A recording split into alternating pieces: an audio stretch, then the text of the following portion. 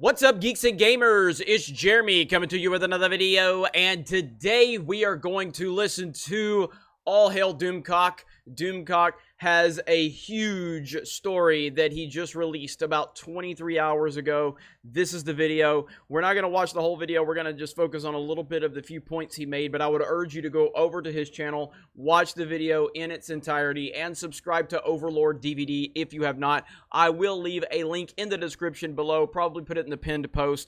Doomcock is a friend of mine, friend of the channel, and I'm actually doing a car video with Doomcock this coming week, so we're really excited for that. But on with the story. So this is Doomcock, and he has he has a big breaking story. We're gonna talk about it.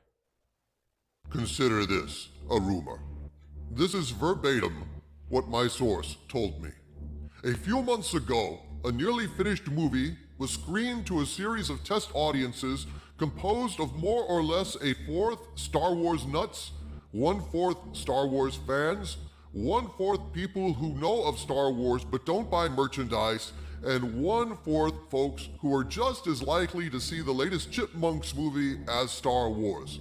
Now that right there sounds so much like Disney corporate nonsense, where they all sit around and they can't just make a story and a movie that honors things like the mythology for the fans. It's always got to be like, who can we appeal to? Okay, we got to appeal to this group. Oh, we got to appeal to that group. Okay, we got to appeal to that group. We got to sell toys. We got to sell... Like, that just sounds so much like current corporate Disney at this point.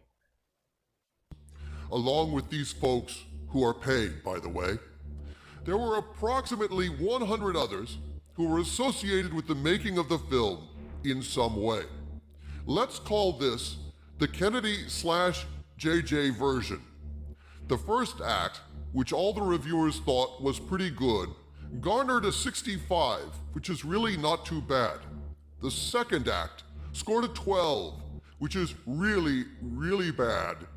The third act scored a 4, with only the folks just as likely to view any movie giving it any points at all. After running it through a half dozen more test audiences, the aggregate score was a 29. Needless to say, the shit hit the fan. Bob Iger himself sat in on one of the last screenings. The common theme, I'm told, is that Rey doesn't win as much as literally stomps a mud hole in the Emperor's ass. When this happens, all the screeners burst into laughter. Apparently, Iger went apoplectic and immediately ordered a redo of the movie. Executives at Disney, I'm told, are very woke. They also apparently are capitalists as well. Well, that's news to me. It seems like they are hell-bent on losing money, but never mind. So Rey not just beats the Emperor, but stomps a mud hole in him. And that does not surprise me at all. The only reason the Emperor is back in this movie is so he can lose to a whammon. We already know that. So to believe that he gets just completely beat down without even a chance of competing against Rey is very easy to believe. Continue with the account of my source. Okay, on to the next part, my source continues. If you're reading this, please stick with me to the end. Okay, so now we have another version of the movie. We will call this the Iger version. Essentially, it adds in Anakin and Luke in the flesh. Don't ask, I don't know. And reworks the latter half of the first act and some of the second. This was screened a couple of months ago and fared better at exactly 65. But wait, there's more. While this is going on, George Lucas, who did some script help about a year ago, pitches a new idea which incorporates a little of the Kennedy/JJ movie and a little of the Iger movie, but totally reworks the third act and introduces a secret Skywalker. This version was recently screened and scored an 88, which is really good.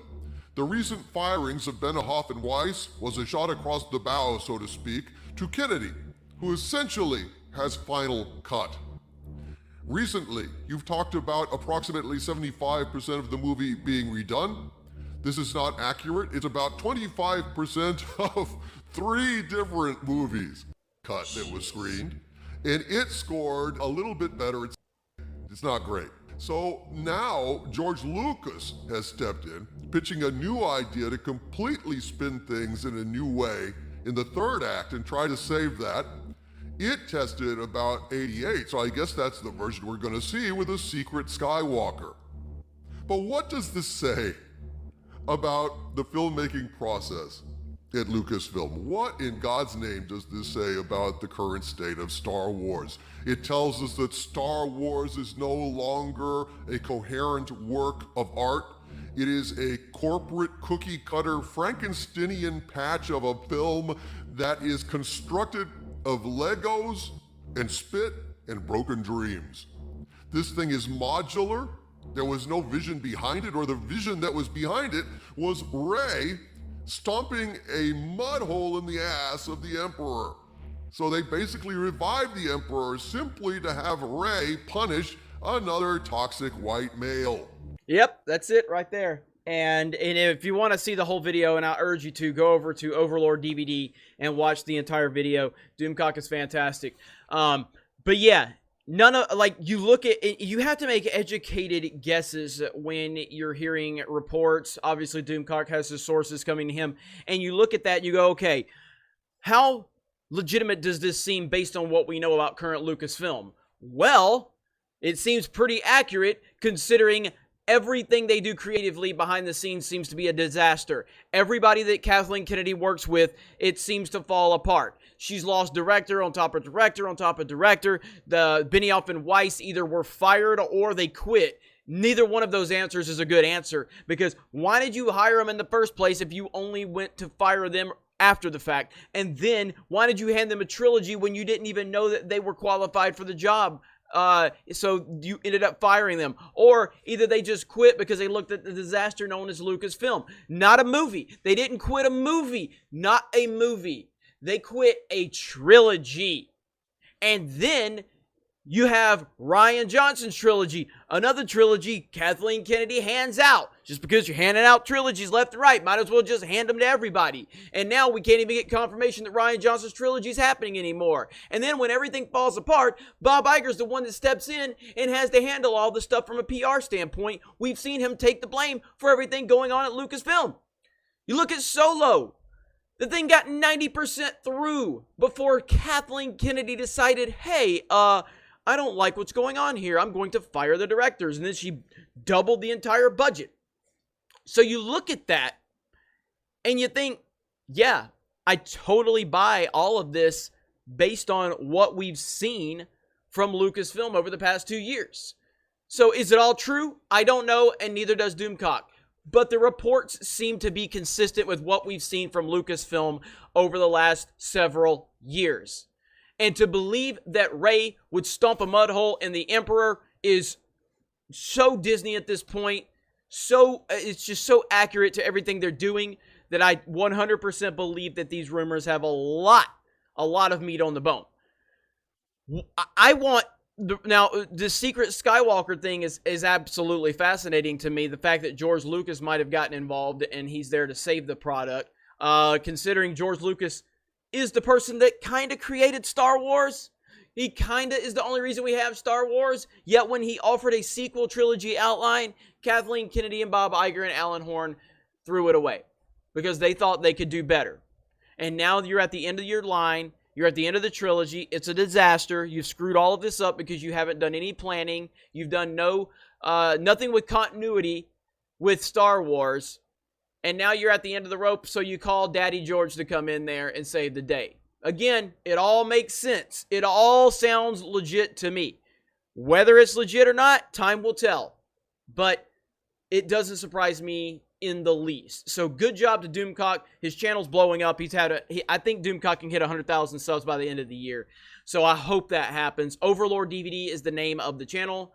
And I would urge you to go over there, sub to Doomcock. support that channel. We want to continue to support Fandom Menace channels. 100K by the end of the year. I think it could happen. It might happen sooner than that. As good as his channel's been doing recently. So great job to him. Great job to everybody in the Fandom Menace.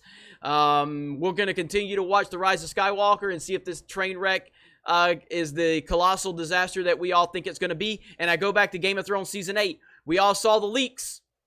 And you heard, you're like, there's no way. There's no way it's this bad. Oh, it was worse. Because the execution was actually worse than just reading it on paper. It's that bad. What a disaster. Anyway, let me know your thoughts in the comments below. Thank you very much for checking out this video, and we will talk to you later. Hey everyone, it's Jeremy from geeksandgamers.com, and if you're a fan of Geeks and Gamers, please go to our website, visit our merchandise store. We have t-shirts, hoodies, hats, beanies, tank tops, and in the very near future, we're going to have many more products for you to choose from. So thank you for the support. We appreciate it. You guys have a great day, and we will talk to you later.